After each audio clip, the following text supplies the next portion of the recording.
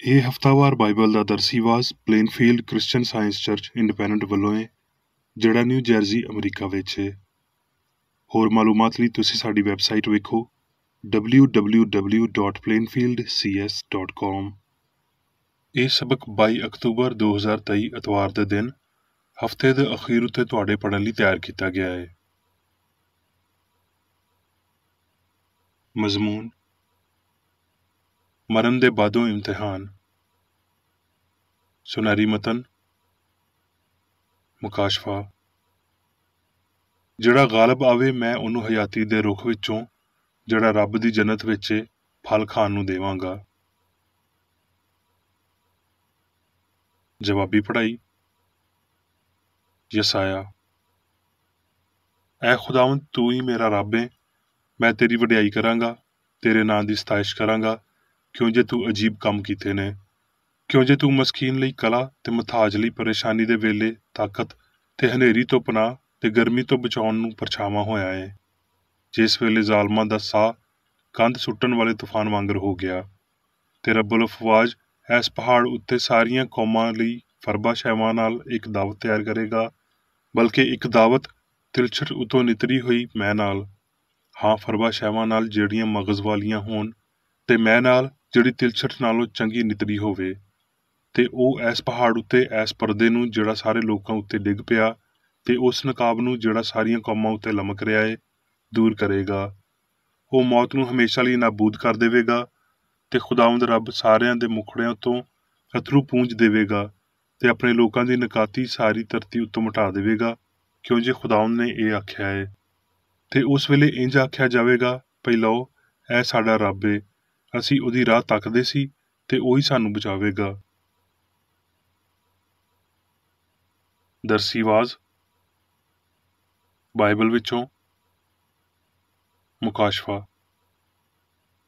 ਧੰਨ ਨੇ ਉਹ ਜਿਹੜੇ ਆਪਣੇ ਜਾਮੇ ਧੋਂਦੇ ਨੇ, ਕਿਉਂ ਜੇ ਹਯਾਤੀ ਦੇ ਰੁੱਖ ਦੇ ਕੋਲ ਆਉਣ ਦਾ ਇਖਤਿਆਰ ਪਾਉਣਗੇ, ਤੇ ਉਹਨਾਂ ਦਰਵਾਜ਼ਿਆਂ ਵਿੱਚੋਂ ਸ਼ਹਿਰ ਵਿੱਚ ਦਾਖਲ ਹੋਣਗੇ। ਯਸਾਇਆ: ਇਸ ਲਈ ਖੁਦਾਵੰਦ ਰੱਬ ਇੰਝ ਆਖਦਾ ਏ, ਵੇਖੋ, ਮੈਂ ਸਿਯੋਨ ਵਿੱਚ ਨਿਉਂ ਲਈ ਇੱਕ ਪੱਥਰ ਧਰਾਂਗਾ, ਆਜ਼ਮੂਦਾ ਪੱਥਰ, ਮਜ਼ਬੂਤ ਨਿਉਂ ਲਈ ਕੋਨੇ ਦੇ ਸਿਰੇ ਦਾ ਕੀਮਤੀ ਪੱਥਰ, ਜਿਹੜਾ ਕੋਈ ਈਮਾਨ ਲਿਆਉਂਦਾ ਏ ਕਾਇਮ ਰਹਿੰਦਾ ਏ। ਤੇ ਮੈਂ ਅਦਾਲਤ ਨੂੰ ਸੂਤ ਤੇ ਸੱਚਾਈ ਨੂੰ ਸਾਹੂਲ ਬਣਾਵਾਂਗਾ, ਤੇ ਔਲੇ ਝੂਠ ਦੀ ਪਨਾਹਗਾਹ ਨੂੰ ਸਾਫ਼ ਕਰ ਦੇਣਗੇ, ਤੇ ਪਾਣੀ ਲੁਕਣ ਵਾਲੇ ਮਕਾਨ ਵਿੱਚ ਖਿਲਰ ਜਾਵੇਗਾ, ਤੇ ਤੁਹਾਡਾ ਅਹਿਦ ਜਿਹੜਾ ਮੌਤ ਨਾਲ ਹੋਇਆ ਹੋਵੇ ਮਨਸੂਖ ਹੋ ਜਾਵੇਗਾ, ਤੇ ਤੁਹਾਡਾ ਵਾਅਦਾ ਜਿਹੜਾ ਪਾਤਾਲ ਨਾਲ ਹੋਇਆ ਕਾਇਮ ਨਾ ਰਹੇਗਾ। ਮੱਤੀ: ਤੇ ਯਿਸੂ ਸਾਰੇ ਗਲੀਲ ਵਿੱਚ ਫਿਰਦਾ ਰਿਹਾ, ਤੇ ਉਹਨਾਂ ਦੇ ਇਬਾਦਤ ਖਾਨਿਆਂ ਵਿੱਚ ਤਾਲੀਮ ਦਿੰਦਾ, ਤੇ ਬਾਦਸ਼ਾਹੀ ਦੀ ਖੁਸ਼ਖਬਰੀ ਦੀ ਮੁਨਾਦੀ ਕਰਦਾ, ਤੇ ਲੋਕਾਂ ਦੀ ਹਰ ਤਰ੍ਹਾਂ ਦੀ ਬਿਮਾਰੀ ਤੇ ਹਰ ਤਰ੍ਹਾਂ ਦੀ ਕਮਜ਼ੋਰੀ ਨੂੰ ਦੂਰ ਕਰਦਾ ਰਿਹਾ। ਮੱਤੀ: ਉਹ ਉਸ ਜੱਥੇ ਨੂੰ ਵੇਖ ਕੇ ਪਹਾੜ ਉੱਤੇ ਚੜ੍ਹ ਗਿਆ, ਤੇ ਜਦ ਬੈਠ ਗਿਆ ਤੇ ਉਹਦੇ ਚੇਲੇ ਉਹਦੇ ਕੋਲ ਆਏ, ਤੇ ਉਹ ਆਪਣੀ ਜ਼ਬਾਨ ਖੋਲ ਕੇ ਉਹਨਾਂ ਨੂੰ ਇੰਝ ਤਾਲੀਮ ਦੇਣ ਲੱਗਿਆ। ਮੱਤੀ: ਤੰਗ ਬੂਹੇ ਵਿੱਚੋਂ ਦਾਖਲ ਹੋਵੋ, ਕਿਉਂ ਜੇ ਉਹ ਬੂਹਾ ਚੌੜਾ ਏ, ਤੇ ਉਹ ਰਾਹ ਖੁੱਲੀ ਏ ਜਿਹੜੀ ਹਲਾਕਤ ਤੀਕਰ ਲੈ ਜਾਂਦੀ ਏ, ਤੇ ਉਹਦੇ ਵਿੱਚੋਂ ਲੰਘਣ ਵਾਲੇ ਬਹੁਤ ਨੇ। ਕਿਉਂ ਜੇ ਉਹ ਬੂਹਾ ਤੰਗ ਏ, ਤੇ ਉਹ ਰਾਹ ਸੁੱਕੀ ਏ ਜਿਹੜੀ ਹਯਾਤੀ ਤੀਕਰ ਅਪਣਾਉਂਦੀ ਏ, ਤੇ ਉਹਦੇ ਚਾਹਣ ਵਾਲੇ ਥੋੜੇ ਨੇ। ਮੱਤੀ: ਤੇ ਵੇਖੋ, ਇੱਕ ਬੰਦੇ ਨੇ ਕੋਲ ਆ ਕੇ ਉਹਨੂੰ ਆਖਿਆ, ਭਈ ਐ ਉਸਤਾਦ, ਮੈਂ ਕਿਹੜੀ ਨੇਕੀ ਕਰਾਂ ਤਾਂ ਜੋ ਹਮੇਸ਼ਾ ਦੀ ਹਯਾਤੀ ਪਾਵਾਂ। ਉਹਨੇ ਉਹਨੂੰ ਆਖਿਆ, ਭਈ ਤੂੰ ਮੈਥੋਂ ਨੇਕੀ ਦੇ ਬਾਰੇ ਕਿਉਂ ਪੁੱਛਦਾ ਏ? ਨੇਕ ਤੇ ਇੱਕ ਹੀ ਏ, ਪਰ ਜੇ ਤੂੰ ਹਯਾਤੀ ਵਿੱਚ ਵੜਨਾ ਚਾਹੁੰਦਾ ਏ, ਤੇ ਹੁਕਮਾਂ ਉੱਤੇ ਅਮਲ ਕਰ। ਉਹਨੇ ਉਹਨੂੰ ਆਖਿਆ, ਕਿਹੜੇ ਹੁਕਮਾਂ ਉੱਤੇ? ਯਿਸੂ ਨੇ ਆਖਿਆ, ਇਹ, ਭਈ ਖੂਨ ਨਾ ਕਰ, ਜ਼ਨਾ ਨਾ ਕਰ, ਚੋਰੀ ਨਾ ਕਰ, ਝੂਠੀ ਗਵਾਹੀ ਨਾ ਦੇ, ਆਪਣੇ ਪਿਓ ਦੀ ਤੇ ਮਾਂ ਦੀ ਇੱਜ਼ਤ ਕਰ, ਤੇ ਆਪਣੇ ਗੁਆਂਢੀ ਨਾਲ ਆਪਣੇ ਵਾਂਗਰ ਪਿਆਰ ਕਰ। ਉਸ ਜਵਾਨ ਨੇ ਉਹਨੂੰ ਆਖਿਆ, ਭਈ ਮੈਂ ਇਹਨਾਂ ਸਾਰਿਆਂ ਉੱਤੇ ਅਮਲ ਕੀਤਾ ਏ, ਹੁਣ ਮੇਰੇ ਵਿੱਚ ਕਿਹੜਾ ਘਾਟਾ ਏ? ਯਿਸੂ ਨੇ ਉਹਨੂੰ ਆਖਿਆ, ਜੇ ਤੂੰ ਕਾਮਲ ਹੋਣਾ ਚਾਹੁੰਦਾ ਏ, ਤੇ ਜਾ, ਆਪਣਾ ਮਾਲ ਅਸਬਾਬ ਵੇਚ ਕੇ ਗਰੀਬਾਂ ਨੂੰ ਦੇ ਦੇ, ਤੈਨੂੰ ਅਸਮਾਨ ਉੱਤੇ ਖਜ਼ਾਨਾ ਮਿਲੇਗਾ, ਤੇ ਆ ਕੇ ਮੇਰੇ ਮਗਰ ਟੁਰ। ਪਰ ਉਹ ਜਵਾਨ ਇਹ ਗੱਲ ਸੁਣ ਕੇ ਦੁਖੀ ਹੋ ਕੇ ਟੁਰ ਗਿਆ, ਕਿਉਂ ਜੇ ਬੜਾ ਮਾਲਦਾਰ ਸੀ। ਚੇਲੇ ਇਹ ਸੁਣ ਕੇ ਬਹੁਤ ਹੈਰਾਨ ਹੋਏ, ਤੇ ਆਖਣ ਲੱਗੇ, ਭਈ ਫਿਰ ਕੌਣ ਮੁਕਤੀ ਪਾ ਸਕਦਾ ਏ? ਯਿਸੂ ਨੇ ਉਹਨਾਂ ਵੱਲ ਵੇਖ ਕੇ ਆਖਿਆ, ਭਈ ਇਹ ਬੰਦਿਆਂ ਤੋਂ ਤੇ ਨਹੀਂ ਹੋ ਸਕਦਾ, ਪਰ ਰੱਬ ਤੋਂ ਸਭ ਕੁਝ ਹੋ ਸਕਦਾ ਏ। ਯਿਸੂ ਨੇ ਉਹਨਾਂ ਨੂੰ ਆਖਿਆ, ਮੈਂ ਤੁਹਾਨੂੰ ਸੱਚ ਆਖਦਾ ਵਾਂ, ਭਈ ਜਦ ਇਬਨੇ ਆਦਮ ਨਵੀਂ ਪੈਦਾਇਸ਼ ਵਿੱਚ ਆਪਣੇ ਜਲਾਲ ਦੇ ਤਖਤ ਉੱਤੇ ਬੈਠੇਗਾ, ਤੇ ਤੁਸੀਂ ਵੀ ਜਿਹੜੇ ਮਗਰ ਟੁਰਦੇ ਹੋ 12 ਤਖਤਾਂ ਉੱਤੇ ਬੈਠ ਕੇ ਇਸਰਾਏਲ ਦੇ 12 ਕਬੀਲਿਆਂ ਦਾ ਇਨਸਾਫ ਕਰੋਗੇ। ਤੇ ਜਿੰਨੇ ਕਿਸੇ ਨੇ ਘਰਾਂ ਜਾਂ ਭਰਾਵਾਂ ਜਾਂ ਭੈਣਾਂ ਜਾਂ ਪਿਓ ਜਾਂ ਮਾਂ ਜਾਂ ਬਾਲਾਂ ਜਾਂ ਖੇਤਾਂ ਨੂੰ ਮੇਰੇ ਨਾਂ ਦੀ ਖਾਤਰ ਛੱਡ ਦਿੱਤਾ ਏ, ਉਹਨੂੰ 100 ਗੁਣਾ ਮਿਲੇਗਾ ਤੇ ਉਹ ਹਮੇਸ਼ਾ ਦੀ ਹਯਾਤੀ ਦਾ ਵਾਰਸ ਹੋਵੇਗਾ। ਲੂਕਾ। ਫਿਰ ਉਹਨੇ ਚੇਲਿਆਂ ਨੂੰ ਵੀ ਆਖਿਆ, ਇੱਕ ਦੌਲਤਮੰਦ ਸੀ ਜਿਹੜਾ ਅਰਗਵਾਨੀ ਤੇ ਮਹੀਨ ਕੱਪੜੇ ਪਾਉਂਦਾ ਸੀ ਤੇ ਹਰ ਰੋਜ਼ ਖੁਸ਼ੀ ਕਰਦਾ ਤੇ ਬੜੀ ਸ਼ਾਨ ਨਾਲ ਰਹਿੰਦਾ ਸੀ। ਤੇ ਲਾਜ਼ਰ ਨਾਂ ਦਾ ਇੱਕ ਗਰੀਬ ਬੰਦਾ ਨਾਸੂਰਾਂ ਨਾਲ ਭਰਿਆ ਹੋਇਆ ਉਹਦੇ ਬੂਹੇ ਉੱਤੇ ਸੁੱਟਿਆ ਗਿਆ ਸੀ। ਉਹਨੂੰ ਤਾਂਘ ਸੀ ਭਈ ਅਮੀਰ ਬੰਦੇ ਦੀ ਮੇਜ਼ ਤੋਂ ਡਿੱਗੇ ਹੋਏ ਟੁਕੜਿਆਂ ਨਾਲ ਆਪਣਾ ਢਿੱਡ ਭਰੇ, ਬਲਕਿ ਕੁੱਤੇ ਵੀ ਆ ਕੇ ਉਹਦੇ ਨਾਸੂਰ ਚੱਟਦੇ ਸੀ। ਤੇ ਇੰਜ ਹੋਇਆ ਭਈ ਉਹ ਗਰੀਬ ਮਰ ਗਿਆ ਤੇ ਫਰਿਸ਼ਤਿਆਂ ਨੇ ਉਹਨੂੰ ਲੈ ਜਾ ਕੇ ਇਬਰਾਹੀਮ ਦੀ ਝੋਲੀ ਵਿੱਚ ਅਪੜਾ ਦਿੱਤਾ। ਤੇ ਅਮੀਰ ਬੰਦਾ ਵੀ ਮਰਿਆ ਤੇ ਦਫਨ ਹੋਇਆ।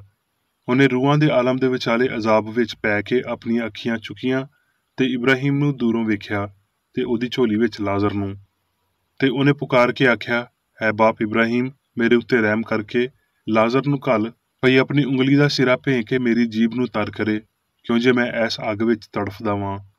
ਇਬਰਾਹੀਮ ਨੇ ਆਖਿਆ, ਪੁੱਤਰ, ਯਾਦ ਕਰ ਭਈ ਤੂੰ ਆਪਣੀ ਹਯਾਤੀ ਵਿੱਚ ਆਪਣੀਆਂ ਚੰਗੀਆਂ ਸ਼ੈਵਾਂ ਲੈ ਚੁੱਕਿਆ ਏ ਤੇ ਇਸੇ ਤਰ੍ਹਾਂ ਲਾਜ਼ਰ ਭੈੜੀਆਂ ਸ਼ੈਵਾਂ, ਪਰ ਹੁਣ ਉਹ ਇੱਥੇ ਸਕੂਨ ਵਿੱਚ ਏ ਤੇ ਤੂੰ ਤੜਫਦਾ ਏ। ਤੇ ਇਹਨਾਂ ਸਾਰੀਆਂ ਗੱਲਾਂ ਦੇ ਇਲਾਵਾ ਤੇਰੇ ਤੇ ਸਾਡੇ ਵਿਚਕਾਰ ਇੱਕ ਵੱਡਾ ਖੱਡਾ ਬਣਿਆ ਏ, ਇੰਜ ਦਾ ਭਈ ਜਿਹੜੇ ਇੱਥੋਂ ਤੇਰੇ ਕੋਲ ਜਾਣਾ ਚਾਹਣ ਉਹ ਨਾ ਜਾ ਸਕਣ ਤੇ ਨਾ ਕੋਈ ਉਧਰੋਂ ਸਾਡੇ ਵੱਲ ਆ ਸਕੇ। ਉਹਨੇ ਆਖਿਆ, ਐ ਬਾਪ, ਮੈਂ ਤੇਰੀ ਮਿਹਨਤ ਕਰਦਾ ਵਾਂ ਭਈ ਤੂੰ ਉਹਨੂੰ ਮੇਰੇ ਪਿਓ ਦੇ ਘਰ ਘੱਲ, ਕਿਉਂ ਜੇ ਮੇਰੇ 5 ਭਰਾ ਨੇ, ਭਈ ਉਹ ਉਹਨਾਂ ਦੇ ਸਾਹਮਣੇ ਇਹਨਾਂ ਗੱਲਾਂ ਦੀ ਗਵਾਹੀ ਦੇਵੇ, ਇੰਜ ਨਾ ਹੋਵੇ ਭਈ ਉਹ ਵੀ ਇਸ ਅਜ਼ਾਬ ਵਾਲੀ ਥਾਂ ਉੱਤੇ ਆਉਣ। ਇਬਰਾਹੀਮ ਨੇ ਉਹਨੂੰ ਆਖਿਆ, ਉਹਨਾਂ ਦੇ ਕੋਲ ਮੂਸਾ ਤੇ ਨਬੀ ਹੈ ਨੇ, ਉਹਨਾਂ ਦੀ ਸੁਣਨ। ਉਹਨੇ ਆਖਿਆ, ਨਹੀਂ ਐ ਬਾਪ ਇਬਰਾਹੀਮ, ਹਾਂ, ਜੇ ਕੋਈ ਮੁਰਦਿਆਂ ਵਿੱਚੋਂ ਉਹਨਾਂ ਦੇ ਕੋਲ ਜਾਵੇ ਤੇ ਫਿਰ ਉਹ ਤੋਬਾ ਕਰਨਗੇ। ਉਹਨੇ ਉਹਨੂੰ ਆਖਿਆ, ਜਦ ਉਹ ਮੂਸਾ ਤੇ ਨਬੀਆਂ ਦੀ ਹੀ ਨਹੀਂ ਸੁਣਦੇ ਤੇ ਜੇ ਕੋਈ ਮੁਰਦਿਆਂ ਵਿੱਚੋਂ ਜੀ ਉੱਠੇ ਤੇ ਉਹਦੀ ਵੀ ਨਾ ਮੰਨਣਗੇ। ਇਫਸੀਓਂ। ਤੇ ਮੈਂ ਜਿਹੜਾ ਖੁਦਾਵੰਦ ਵਿੱਚ ਕੈਦੀ ਹਾਂ ਤੇ ਇਥੋਂ ਇਲਤਮਾਸ ਕਰਦਾ ਵਾਂ ਭਈ ਜਿਸ ਬੁਲਾਵੇ ਨਾਲ ਤੁਸੀਂ ਬੁਲਾਏ ਗਏ ਹੋ ਉਹਦੇ ਲਾਇਕ ਚਾਲ ਚੱਲੋ, ਯਾਨੀ ਕਮਾਲ ਫਰੋਤਨੀ ਤੇ ਹਿਲਮ ਦੇ ਨਾਲ ਤਹਮਲ ਕਰਕੇ ਮੁਹੱਬਤ ਨਾਲ ਇੱਕ ਦੂਜੇ ਦੀ ਬਰਦਾਸ਼ਤ ਕਰੋ, ਜਦ ਤੀਕਰ ਅਸੀਂ ਸਾਰੇ ਦੇ ਸਾਰੇ ਰੱਬ ਦੇ ਪੁੱਤਰ ਦੇ ਈਮਾਨ ਤੇ ਉਹਦੀ ਪਛਾਣ ਵਿੱਚ ਇੱਕ ਨਾ ਹੋ ਜਾਈਏ ਤੇ ਕਾਮਲ ਇਨਸਾਨ ਨਾ ਬਣੀਏ, ਯਾਨੀ ਮਸੀਹ ਦੇ ਪੂਰੇ ਕੱਦ ਦੇ ਅੰਦਾਜ਼ੇ ਤੀਕਰ ਨਾ ਪੜ ਜਾਈਏ। ਯਕੂਬ।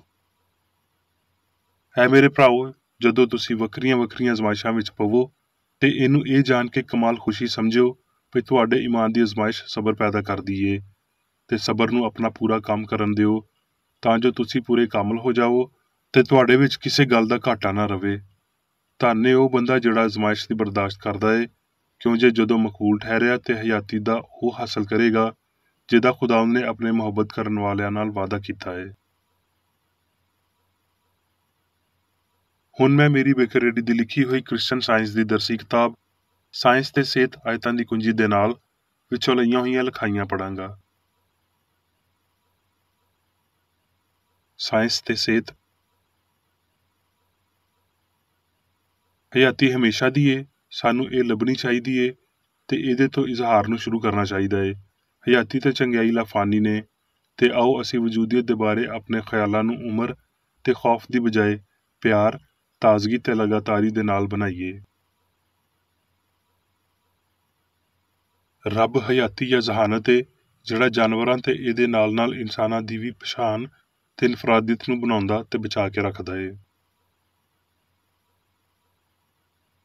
ਰੱਬ ਇਨਸਾਨ ਦਾ ਇਲਾਹੀ ਅਸੂਲ ਤੇ ਰੱਬ ਦੀ ਸ਼ਬੀਹ ਉੱਤੇ ਬਣਿਆ ਇਨਸਾਨ ਗੈਰ ਮੁਨਫਿਕ, ਹਮਾਹੰਗ ਤੇ ਅਬਦੀ ਨੇ। ਹਸਤੀ ਦੀ ਸਾਇੰਸ ਕਾਮਲੀਅਤ ਦੇ ਅਸੂਲ ਨੂੰ ਸਜਾਉਂਦੀ ਏ ਤੇ ਲਾਫਾਨੀਅਤ ਨੂੰ ਲੋ ਵਿੱਚ ਲਿਆਉਂਦੀ ਏ। ਰੱਬ ਤੇ ਇਨਸਾਨ ਇੱਕ ਜੈਸੇ ਨਹੀਂ, ਬਲਕਿ ਇਲਾਹੀ ਸਾਇੰਸ ਦੀ ਤਰਤੀਬ ਵਿੱਚ ਰੱਬ ਤੇ ਇਨਸਾਨ ਇਕੱਠੇ ਰਹਿੰਦੇ ਨੇ ਤੇ ਅਬਦੀ ਹੁੰਦੇ ਨੇ। ਹਸਤੀ ਪਾਕਬਾਜ਼ੀ, ਹਮਾਂਗੀ ਤੇ ਲਾਫਾਨੀਅਤ ਏ। ਇਹ ਪਹਿਲੇ ਤੋਂ ਹੀ ਸਾਬਤ ਹੋ ਗਿਆ ਏ ਭਈ ਇਹਦਾ ਇਲਮ ਹਾਲਾਂਕਿ ਮਾਮੂਲੀ ਦਰਜੇ ਉੱਤੇ ਵੀ ਇਨਸਾਨ ਦੇ ਬਦਨੀ ਤੇ ਇਖਲਾਕੀ ਮਿਆਰ ਨੂੰ ਉੱਚਾ ਕਰੇਗਾ ਉਮਰ ਦੀ ਲੰਬਾਈ ਵਧਾਵੇਗਾ, ਕਿਰਦਾਰ ਨੂੰ ਪਾਕ ਤੇ ਉੱਚਾ ਕਰੇਗਾ। ਇਸ ਲਈ ਤਰੱਕੀ ਸਾਰੀ ਗਲਤੀ ਨੂੰ ਤਬਾਹ ਕਰੇਗੀ ਤੇ ਲਾਫਾਨੀਅਤ ਨੂੰ ਲੋਹ ਵਿੱਚ ਲਿਆਵੇਗੀ। ਤਰੱਕੀ ਤਜਰਬੇ ਨਾਲ ਪੈਦਾ ਹੁੰਦੀ ਏ।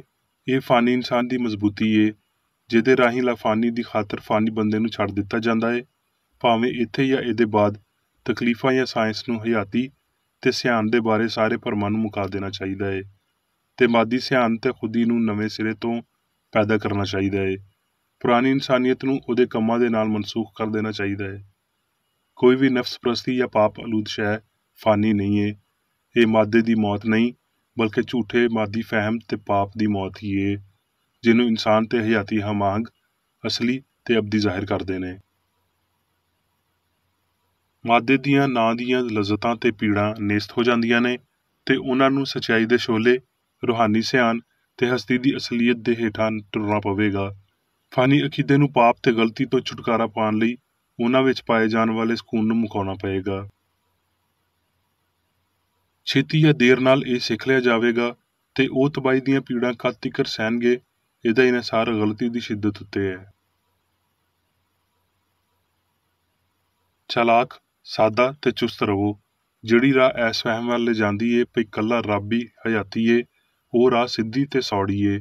ਇਹ ਬਦਨ ਦੇ ਨਾਲ ਇੱਕ ਲੜਾਈ ਏ, ਜਿਹਦੇ ਵਿੱਚ ਪਾਪ, ਬਿਮਾਰੀ ਤੇ ਮੌਤ ਉੱਤੇ ਸਾਨੂੰ ਫਤਹ ਪਾਉਣੀ ਚਾਹੀਦੀ ਏ, ਭਾਵੇਂ ਇੱਥੇ ਜਾਂ ਇਹਦੇ ਤੋਂ ਬਾਅਦ। ਯਕੀਨਨ ਇਸ ਤੋਂ ਪਹਿਲਾਂ ਭਈ ਅਸੀਂ ਰੂਹ ਦੇ ਮਕਸਦ ਜਾਂ ਰੱਬ ਵਿੱਚ ਹਯਾਤੀ ਹਾਸਲ ਕਰਨ ਤੀਕਰ ਅਪੜ ਸਕੀਏ। ਚੰਗਿਆਈ ਵੱਲ ਵਧਣ ਵਾਲਾ ਪੈਰ ਮਾਦੀਅਤ ਤੋਂ ਦੂਰ ਹੋਣਾ ਹੈ ਤੇ ਇਹ ਰੱਬ ਰੂਹ ਵੱਲ ਰੁਝਾਨ ਹੈ। ਮਾਦੀ ਨਜ਼ਰੀਏ ਜਜ਼ਵੀ ਤੌਰ ਤੇ ਲਾਫਾਨੀ ਤੇ ਹਮੇਸ਼ਾ ਦੀ ਚੰਗਿਆਈ ਵੱਲ ਇਸ ਤਵੱਜੋ ਨੂੰ ਫਾਨੀ, ਆਰਜ਼ੀ ਤੇ ਮੁਖਾਲਫਤ ਵੱਲ ਤਵੱਜੋ ਦੇ ਰਾਹੀਂ ਮਫਲੂਜ ਬਣਾਉਂਦੇ ਨੇ। ਇਹ ਮੰਨਣਾ ਪਾਪ ਏ ਭਈ ਕੋਈ ਸ਼ੈ ਕਾਦਰ ਮੁਤਲਕ ਤੇ ਅਬਦੀ ਹਯਾਤੀ ਨੂੰ ਨੀਵਾਂ ਕਰ ਸਕਦੀ ਏ, ਤੇ ਇਹ ਸਮਝਦਿਆਂ ਹੋਏ ਭਈ ਮੌਤ ਨਹੀਂ ਏ ਤੇ ਇਹਦੇ ਨਾਲ ਨਾਲ ਰੂਹ ਦੇ ਫਜ਼ਲਾਂ ਨੂੰ ਸਮਝਣਾ ਹਯਾਤੀ ਵਿੱਚ ਲੋਹ ਲਿਆਉਂਦਾ ਏ। ਫਿਰ ਵੀ ਸਾਨੂੰ ਇਖਤਿਆਰ ਦੇ ਸਾਦਾ ਇਜ਼ਹਾਰ ਦੇ ਨਾਲ ਸ਼ੁਰੂਆਤ ਕਰਨੀ ਚਾਹੀਦੀ ਏ, ਤੇ ਜਿੰਨੀ ਛੇਤੀ ਅਸੀਂ ਇਹ ਸ਼ੁਰੂ ਕਰਾਂਗੇ ਓਨਾ ਹੀ ਚੰਗਾ ਏ। ਅਖੀਰੀ ਇਜ਼ਹਾਰ ਉਹਦੇ ਪੂਰਾ ਹੋਣ ਵਿੱਚ ਥੋੜ੍ਹਾ ਵੇਲਾ ਲੈਂਦਾ ਏ। ਟੁਰਦਿਆਂ ਹੋਏ ਸਾਨੂੰ ਅੱਖ ਤੋਂ ਹਦਾਇਤ ਮਿਲਦੀ ਏ, ਅਸੀਂ ਆਪਣੇ ਪੈਰਾਂ ਦੇ ਸਾਹਮਣੇ ਵੇਖਦੇ ਹਾਂ, ਤੇ ਜੇ ਅਸੀਂ ਸਿਆਣੇ ਹੋਈਏ ਅਸੀਂ ਰੂਹਾਨੀ ਤਰੱਕੀ ਦੀ ਰਾਹ ਵਿੱਚ ਇੱਕ ਪੈਰ ਅਗਾਂਹ ਨੂੰ ਵੇਖਦੇ ਹਾਂ। ਇਹ ਅਸਲੀਅਤ ਪਈ ਮਸੀਹ ਜਾਂ ਸੱਚਾਈ ਨੇ ਮੌਤ ਉੱਤੇ ਫਤਹ ਪਾਈ ਜਾਂ ਹੁਣ ਵੀ ਫਤਹ ਪਾਉਂਦਾ ਏ। ਦਹਿਸ਼ਤ ਦੇ ਬਾਦਸ਼ਾਹ ਨੂੰ ਬਸ ਇੱਕ ਫਾਨੀ ਅਕੀਦੇ ਜਾਂ ਗਲਤੀ ਦੇ ਇਲਾਵਾ ਕੁਝ ਵੀ ਸਾਬਤ ਨਹੀਂ ਕਰਦੀ, ਜਿਹਨੂੰ ਸੱਚਾਈ ਹਯਾਤੀ ਦੀਆਂ ਰੂਹਾਨੀ ਸ਼ਹਾਦਤਾਂ ਨਾਲ ਤਬਾਹ ਕਰਦੀ ਏ, ਤੇ ਇਹ ਜ਼ਾਹਿਰ ਕਰਦਾ ਏ ਭਈ ਹਿੱਸਾ ਨੂੰ ਜਿਹੜੀ ਮੌਤ ਵਿਖਾਲੀ ਦੇਂਦੀ ਏ ਫਾਨੀ ਫਰੇਬ ਨਜ਼ਰੀ ਦੇ ਸਿਵਾ ਕੁਝ ਵੀ ਨਹੀਂ, ਕਿਉਂ ਜੇ ਅਸਲੀ ਇਨਸਾਨ ਤੇ ਅਸਲੀ ਕਾਇਨਾਤ ਲਈ ਕੋਈ ਮੌਤ ਦਾ ਅਮਲ ਨਹੀਂ। ਯਸੂ ਦੀ ਮੌਤ ਦੇ ਬਾਅਦੋਂ ਉਹਦੀ ਨਾ ਬਦਲਣ ਵਾਲੀ ਵਦਨੀ ਹਾਲਤ ਨੇ ਸਾਰੀ ਮਾਦੀ ਹਾਲਤਾਂ ਉੱਤੇ ਸਰਬੁਲੰਦੀ ਪਾਈ, ਤੇ ਇਸ ਸਰਬੁਲੰਦੀ ਨੇ ਉਹਦੇ ਅਸਮਾਨ ਉੱਤੇ ਚੁੱਕੇ ਜਾਣ ਨੂੰ ਵਾਜ਼ਿਆ ਕੀਤਾ ਤੇ ਬਗੈਰ ਗਲਤੀ ਦੇ ਕਬਰ ਤੋਂ ਅੱਗੇ ਇੱਕ ਇਮਤਿਹਾਨੀ ਤੇ ਤਰੱਕੀ ਯਾਫਤਾ ਹਾਲਤ ਨੂੰ ਜ਼ਾਹਰ ਕੀਤਾ। ਸਾਨੂੰ ਇਹ ਆਖਣ ਦਾ ਕੋਈ ਹੱਕ ਨਹੀਂ ਏ ਭਈ ਹਯਾਤੀ ਹੁਣ ਮਾਦੇ ਉੱਤੇ ਇਨਹਿਸਾਰ ਕਰਦੀ ਏ, ਪਰ ਮੌਤ ਦੇ ਬਾਅਦ ਇਹ ਇਹਦੇ ਉੱਤੇ ਇਨਹਿਸਾਰ ਨਹੀਂ ਕਰੇਗੀ। ਇੱਥੇ ਅਸੀਂ ਹਯਾਤੀ ਦੀ ਸਾਇੰਸ ਤੋਂ ਲਾਇਲਮੀ ਵਿੱਚ ਆਪਣੀ ਹਯਾਤੀ ਨਹੀਂ ਗੁਜ਼ਾਰ ਸਕਦੇ, ਤੇ ਕਬਰ ਤੋਂ ਬਾਅਦ ਇਸ ਲਾਇਲਮੀ ਲਈ ਅਜਰ ਦੀ ਆਸ ਨਹੀਂ ਰੱਖਦੇ। ਲਾਇਲਮੀ ਦੇ ਅਜਰ ਦੇ ਤੌਰ ਤੇ ਮੌਤ ਸਾਨੂੰ ਹਮਾਂਗ ਤੇ ਲਾਫਾਨੀ ਨਹੀਂ ਬਣਾਏਗੀ।